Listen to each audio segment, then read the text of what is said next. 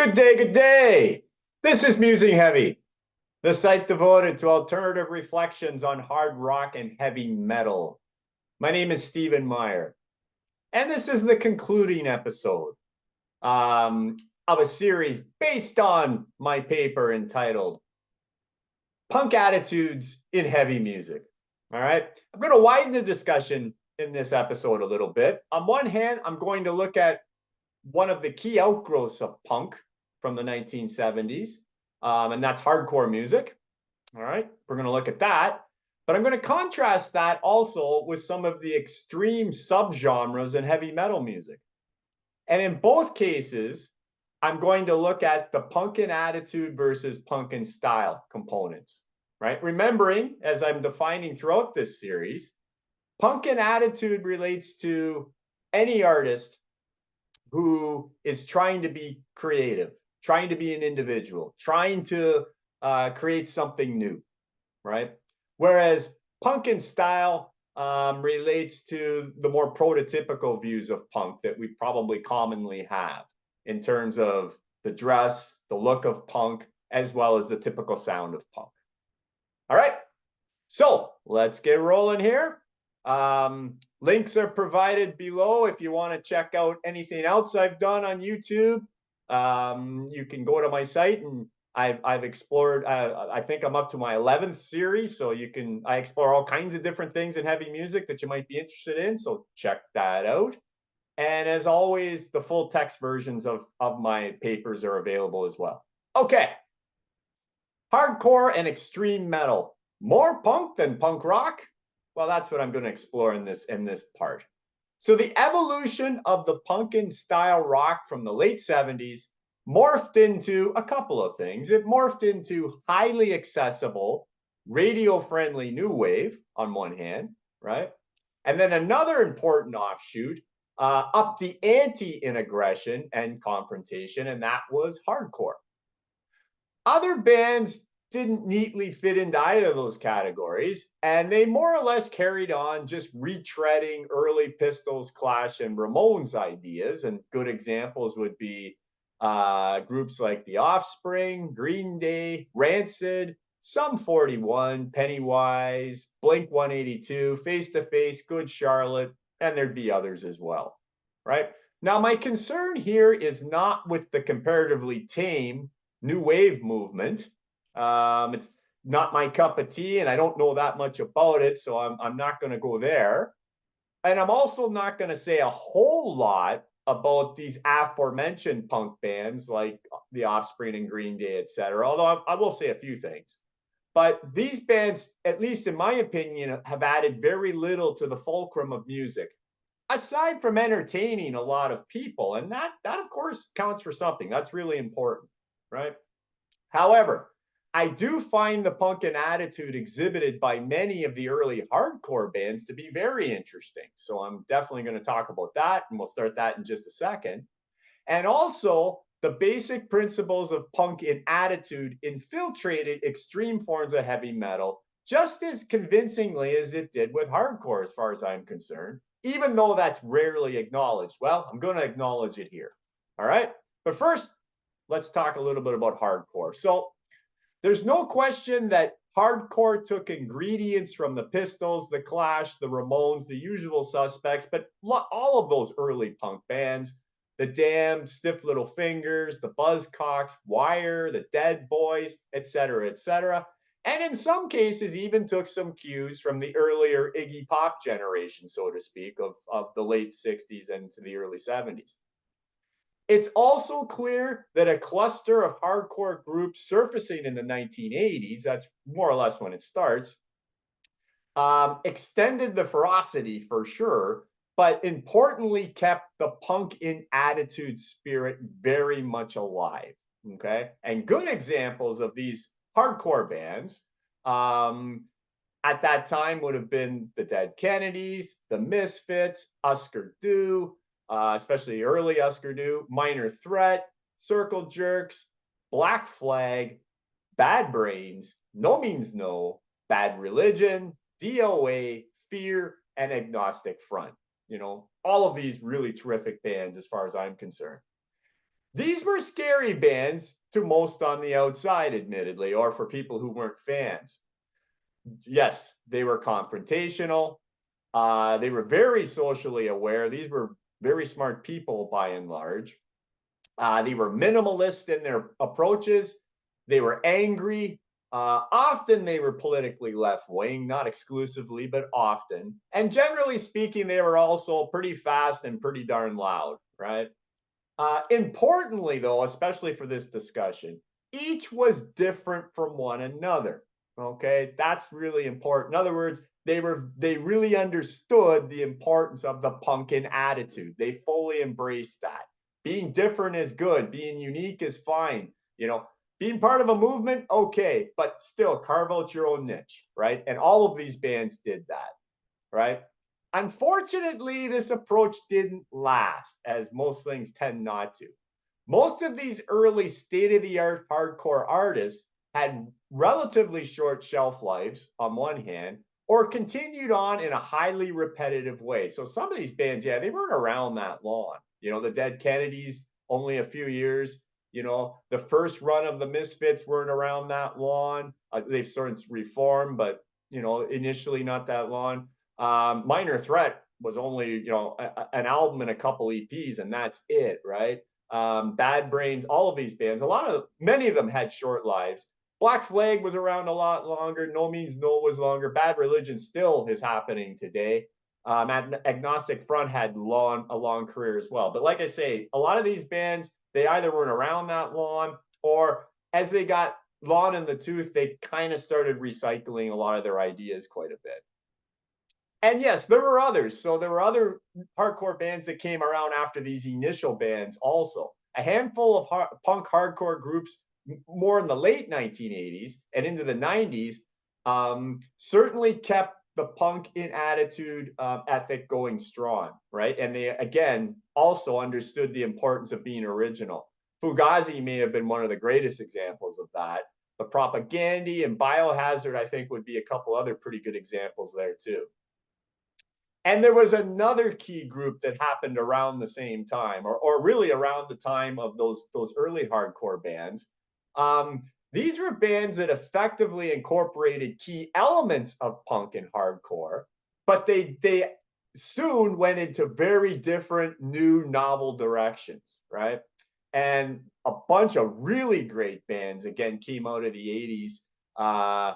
Good examples: the Swans, the Fall, the Birthday Party, Meat Puppets, Dinosaur Jr., the Minutemen, a lot of bands on that original SST label, Mudhoney, Rage Against the Machine, Body Count, the Rollins Band, System of a Down, Therapy, Helmet, Prog, and Nirvana. Right, so a lot of really great bands. In a lot of cases, they started off as hardcore, or certainly had strong hardcore elements in their music, and then morphed into really, really different, strange, and wonderful things from there, right? Regrettably, these incredibly forward thinking bands became more the exception than the rule as time went on, however. I would say by the 2000s, punk rock's and hardcore's ability to challenge audiences was waning as imitators became the prevailing norm. So bands like Green Day, Rancid, and etc. were essentially derivative bands. Sure, they looked punky and they sounded prototypically punk, but seemingly avoided being punk in attitude altogether. In a sense, these artists were the true descendants of Sid Vicious. And if you've caught earlier parts of this series, I contrast sort of the Sid Vicious approach versus the Johnny Rotten approach, two figureheads from the Sex Pistols. And I make the argument that Sid Vicious was the classic punkin style character, right? He was a stylist.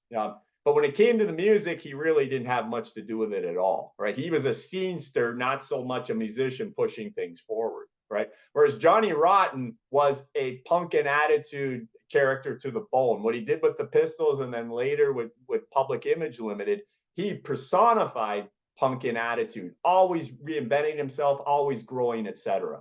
Right? So I'm arguing the Green Days of the day, so to speak, have sort of, whether they realize it or not, they're sort of the new Sid Vicious in a lot of ways, right? With a lot more business savvy, mind you. And they never really understood or even cared about what Uncle Rotten was on about, right? That several of these groups, again, Green Day, Rancid, etc., were also highly successful in a commercial sense, does not erase this reality. So again, I'm not saying they're bad bands. These are actually, in some cases, quite good, but they're not really giving us anything new, is sort of what I'm arguing. Another way to look at this, so I've got this little graph here that shows degree of punk and attitude versus style.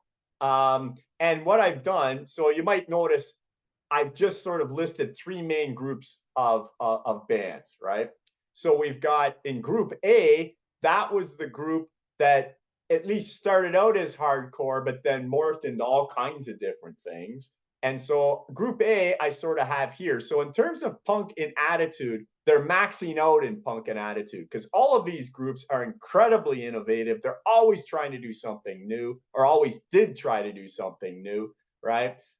And they all were very unique in their own ways, right? So definitely punk and attitude. But as far as punk and style, or even hardcore and style, whichever way they kind of leaned, it was there, but it was, I would say, minimized, right?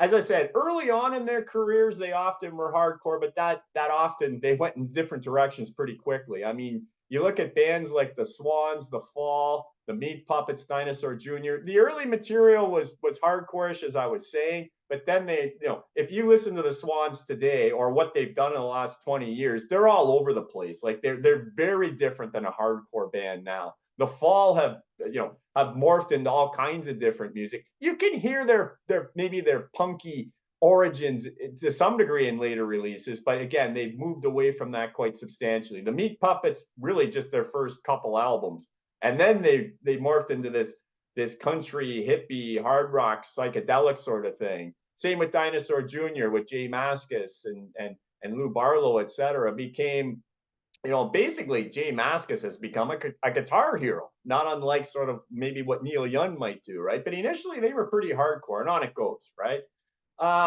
You take a band like Mudhoney and Nirvana, most well known, of course, for their role in putting forward, you could like, or being forerunners, I guess I should say, in the grunge movement in the 1990s, in the Seattle grunge movement.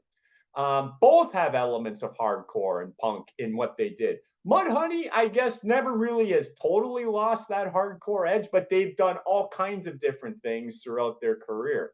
And Nirvana had a short career, but all of their stuff, especially if you listen to the early album, Bleach, had lots of punky stuff to it. But really, all of their albums had somewhat of a punk sort of element to it. But Nirvana moved it in a different direction, more punk as well as sort of pop and almost and hard rock at the same time as well.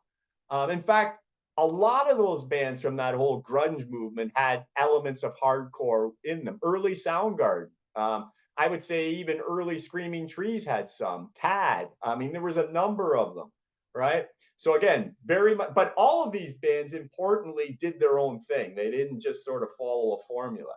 Other things we could, Body Count and Rage Against the Machine, they incorporated hardcore and some rap and hip hop in their sound, right?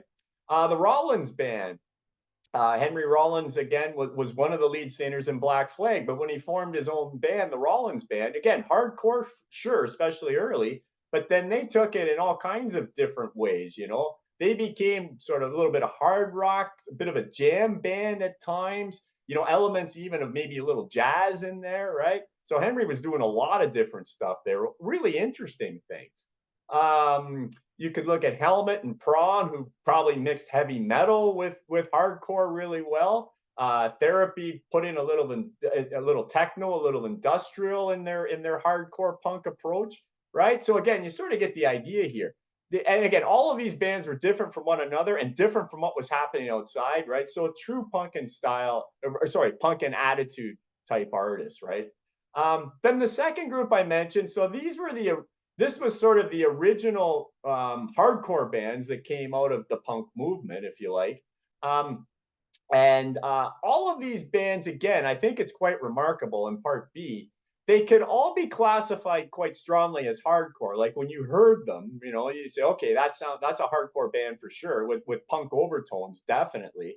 But oddly enough, or strangely enough, I'm not quite sure how they all pulled it off. They all sound different, right? Like they're all very much hardcore, but at the same time, they're all incredibly individual, all incredibly unique.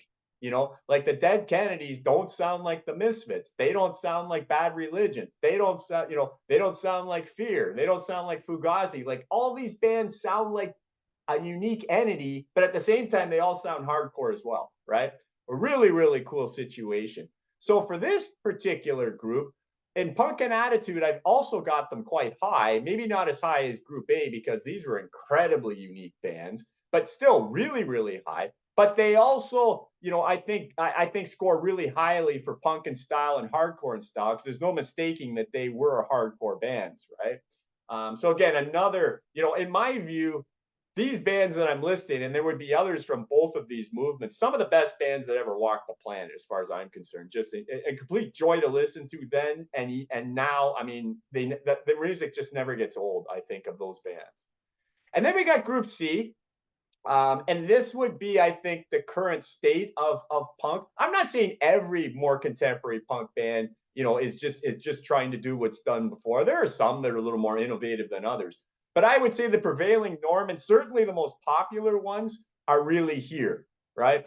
They're not really moving anything forward. They're not doing anything new to speak of, right? But they certainly score very high on style, punk and style or hardcore and style. They look punk, they play punk, like the prototypical punk, simple songs, catchy choruses, often, the lyrics are kind of angry, right? Or sometimes socially aware, right? But they're not really giving us anything new.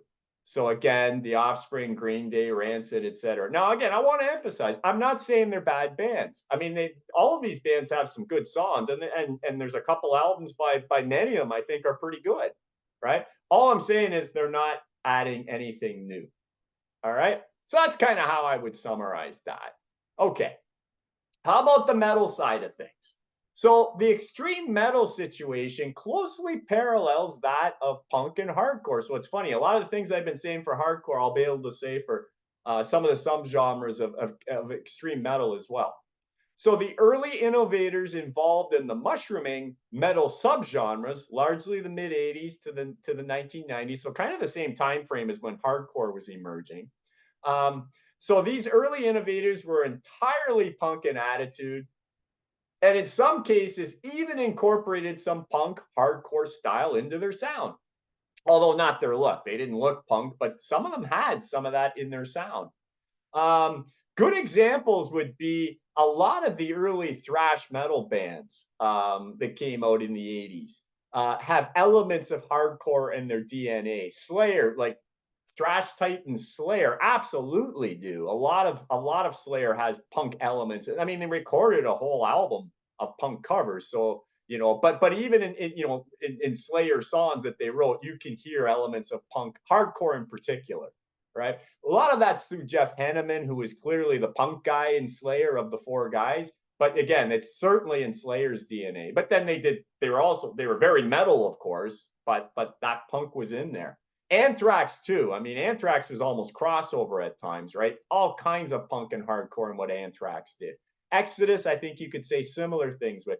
I mean, Suicidal Tendencies maybe is the prototypical crossover band where they're probably equal parts metal and hardcore in a lot of ways, right? So these would be probably the best examples, I think, of thrash bands that have a lot of hardcore in their DNA. But certainly other bands that maybe they're a little more distant from it, but certainly it's there as well. The highly innovative Metallica, Megadeth, Voivod, Creator, and Sodom were no strangers to the punk or hardcore vibe as well. And I could name others also in terms of the early thrash metal bands, right? In fact, most of these bands cover punk songs somewhere in their catalog as well, right? Other examples, the pillars of early death metal, right? So again, we're talking about bands such as Death, Possessed, Morbid Angel, Deicide, Cannibal Corpse, Incantation, Obituary, etc. Right? And the early innovators in black metal. So we're talking, Venom, Hellhammer, Celtic Frost, Mayhem, Immortal, Enslaved, Emperor, Darkthrone, Absu, etc. All of these bands, the black metal bands and the death metal bands, were tremendously creative and obviously placed high value on uniqueness and didn't care about fashion and certainly didn't worry about mainstream acceptance. They knew they were never going to get it and really didn't care anyway. That was not the point, right? In other words, these artists were as punk in attitude as Johnny Rotten and Joe Strummer in their own way. And I don't think there's any question about that. Even if almost nobody would associate them with punk in attitude, they had it oozing out of every pore, right? Yet, as was the case with most latter-day punk and hardcore bands, the innovative punk and attitude trend showed signs of decay in metal as well. So in a lot of ways, it doesn't last, at least not sort of collectively. More specifically, second, third, and subsequent generation thrash and death metal bands were more likely to retread and cease pushing the envelope. So the bands I was listing were sort of the first generation thrash, death metal, and black metal bands. They were very punk in attitude, but subsequent generation bands within those subgenres less and less, I would say, right? And even many of those first generation artists I was just referring to, as their careers went on, tended just to regurgitate much of their earlier discographies with their newer releases. Not everybody, but a lot of them, right? Fortunately, exceptions can always be identified. And these were most likely situated within the black metal camp, which, along with prog metal, and prog metal, again, good examples of prog metal would be Dream Theater, Porcupine Tree, Spock's Beard, Cynic, etc. But I would say black metal and prog metal have always been the most forward-thinking of the metal genres, right? And I talk about that in earlier series that I've done too, if you're interested. But in terms of black metal, for example, Ashan, I'm not even sure if you can call Ashan black metal anymore. He kind of is, but he's sort of everything right now. He continues to test his audiences with a diverse catalog that builds on what he originally accomplished with black metalist Emperor, and Enslaved and Mayhem, a couple other original black metal bands, have never stopped evolving. They're both still going today in various forms, in effect exhibiting a continuous allegiance to the textbook punk in attitude ethics. So let me just reiterate some of that a little bit with my yet another little picture here. So I've got punk and attitude trends applied to key metal subgenres. So I've got punk and attitude, so minimum and maximum, if you like, and then sort of over time, right? Just a word about some of metal's subgenres. I've got 5 listed here. I would argue if these aren't the most important 5 metal subgenres, in terms of the amount of bands populating them and also the overall influence, they are amongst the most important subgenres.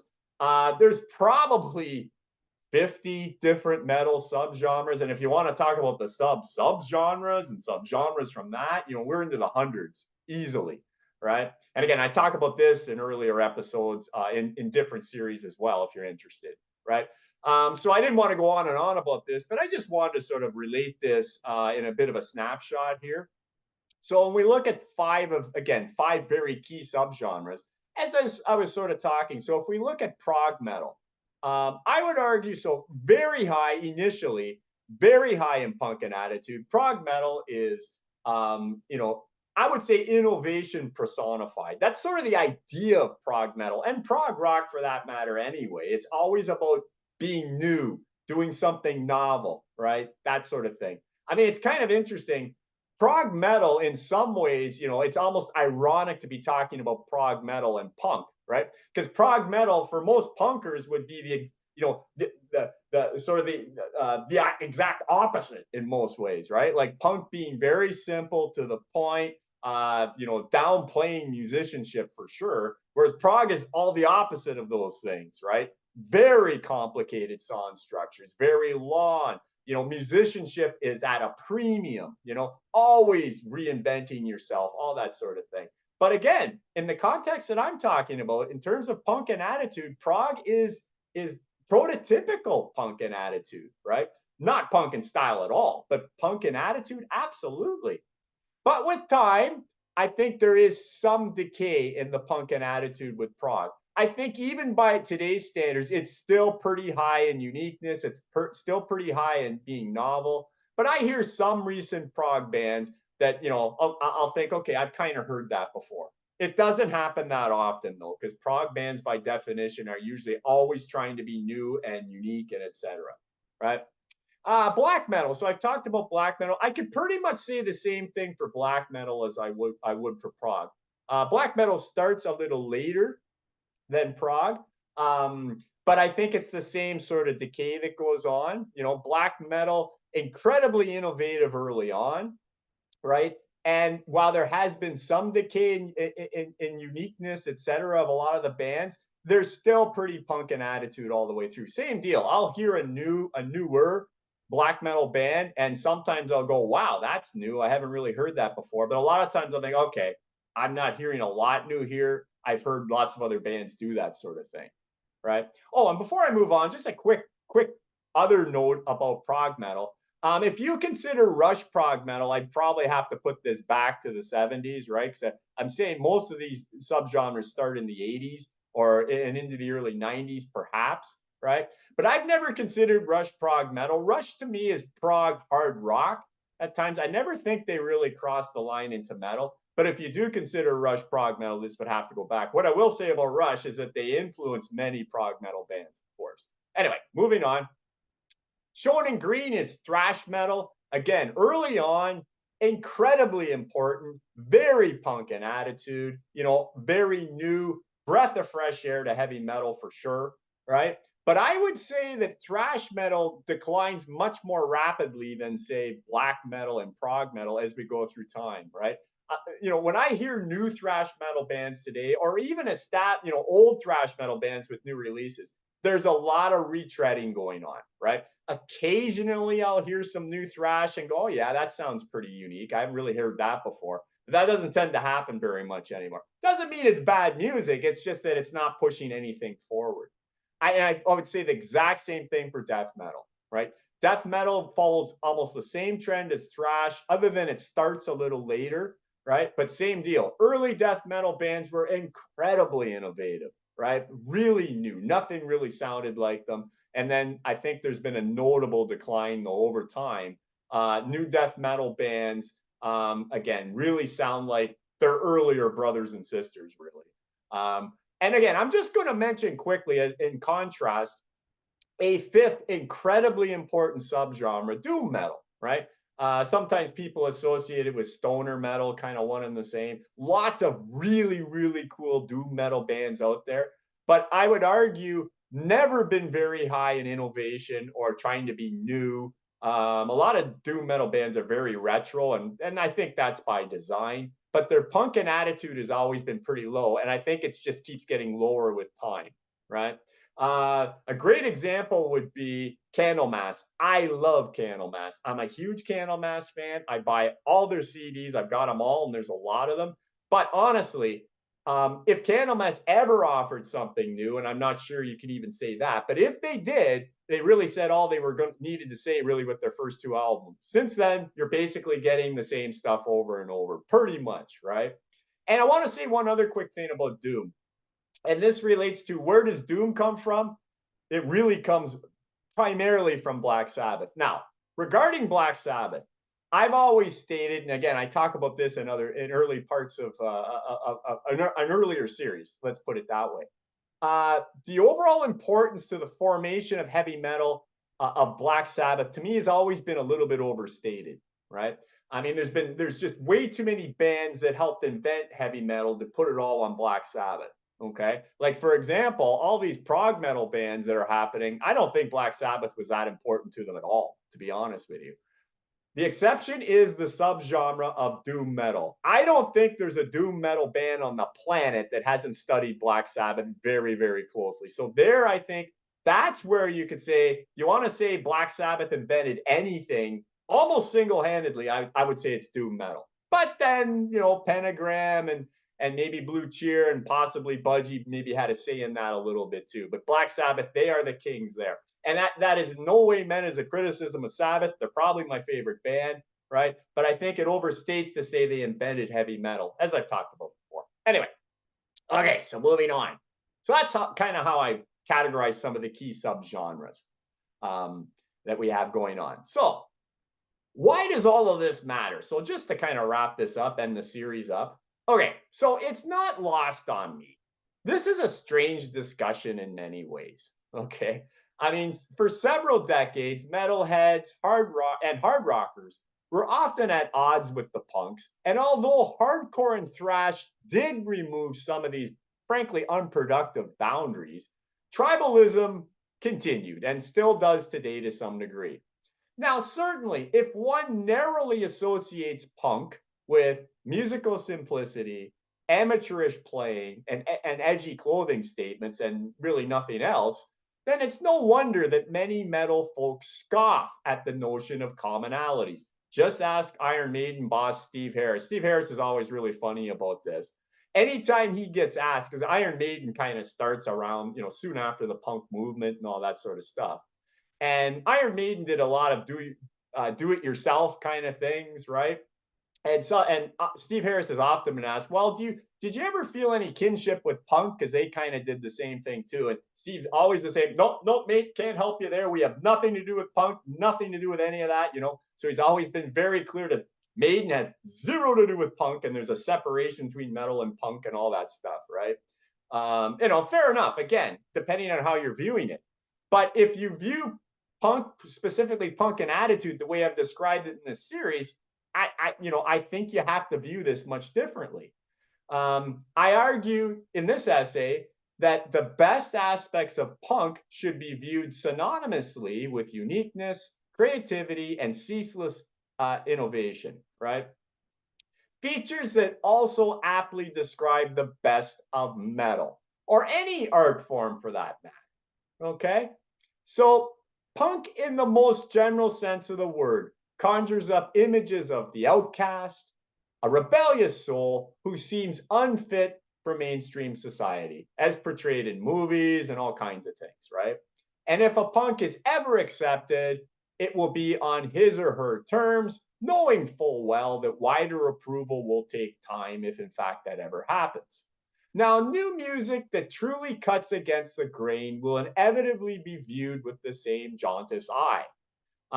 Frankly, when art has few points of reference, it is usually rejected and or ridiculed by all but the most forward-thinking of fans. That's just the way music that doesn't really sound like anything else is usually treated initially. Most people don't get it and they just kind of shun it, right?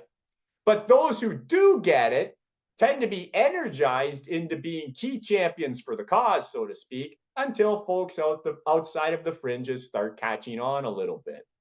So, just as the Velvet Underground, Iggy and the Stooges, the Sex Pistols, and the Ramones were originally grossly underestimated and referred to as punks only in very disparagingly terms by the majority, the same general misjudgments ravaged initial offerings from metal acts such as Venom, Hellhammer, Voivod, Death, Mayhem, and decades early, even Black Sabbath, who the critics absolutely lambasted for years, right? I mean, with respect to bands like Venom and Hellhammer and Voivod and Death, etc., I remember even as a young man, because I bought all these things, as new releases. For whatever reason, I got it. But even a lot of my metal friends, they couldn't understand. It's like, Steve, what are you listening to that noise for? This is just garbage, right? So I remember that distinctly. So these bands, they were mocked by the press, they were misunderstood by the reviewers, and seen as outcasts even by the typical heavy fan, as I was sort of describing. That noise is only for the truly weird. But eventually, these artists became revered visionaries. They were critically recognized for their contributions in crafting the subgenres, eventually, right? And really, all those bands that I'm listing eventually are now revered, right? In short, all forms of music needs artists with punk and attitude for growth. It's absolutely necessary. Otherwise, we're going to just get the same stuff, not very deceptively repackaged, over and over and over and over again. right? And we sort of get that, anyway, but it would be way worse if we didn't have bands that were punk in attitude. So if you're happy with getting stuff over and over again, that might be fine for the casual music listener or the mainstream in general, because that's kind of how it is in the mainstream. Yet, let me say this just in closing. On behalf of one, the more conservative fan that nevertheless appreciates at least some new sounds mixed in with their old favorites, or maybe even more importantly, for the committed musical explorer that is always inspired by hearing something fresh, I say praise the true punks. And that's it. So thank you so much for checking out this series. If you listen to all of it or even just check little bits and pieces, I greatly appreciate your time. And I hope you got something out of it. And I'll be back again sometime with a new series as soon as I dream something up. In the meantime, all the best to everybody out there. Take care.